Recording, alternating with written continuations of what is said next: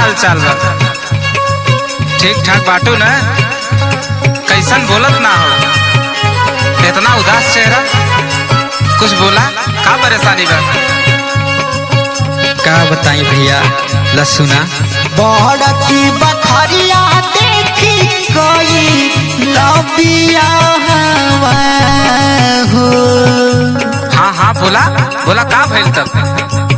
बड़ की बखरिया देखी कोई लबिया हो, कई लबिया हो। भीतर के मरमिया नहीं बुझला हमार बिरनू।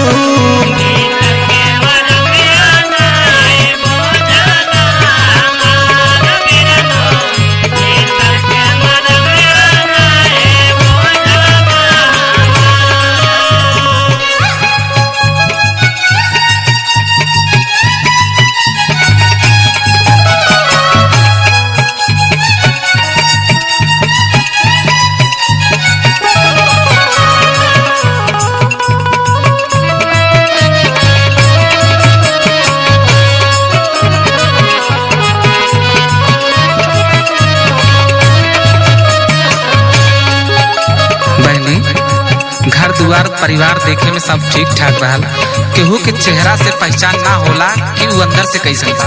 तोहे का परेशानी बा बतावा? पियावा न जाने माने हम रानी को। बहुत दुख में बानी भैया, का बताई तुमसे? सुना, पियावा न जाने माने हम रानी को, हम रानी को।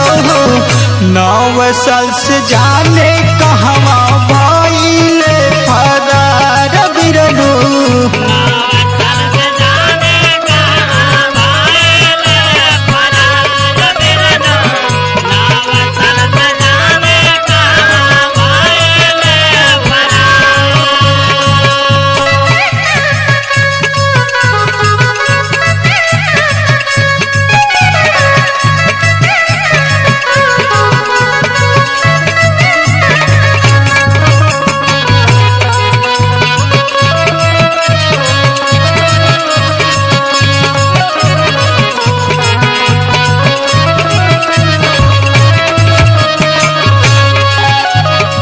अरे बहनी, हम तो यह सुनत रहली कि वो सऊदिया हवे और वहीं से वो फरार हो गई, यो सुनत है। लेकिन ये बताओ, और घर परिवार में कुल कैसे रहे? सासू नदिया हमके डाहे दिन रातिया हो।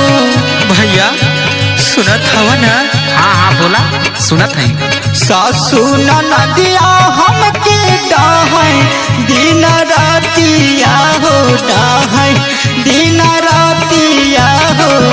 जियल कैले बाड़ी न तू सुवारन हमारा बिरनू।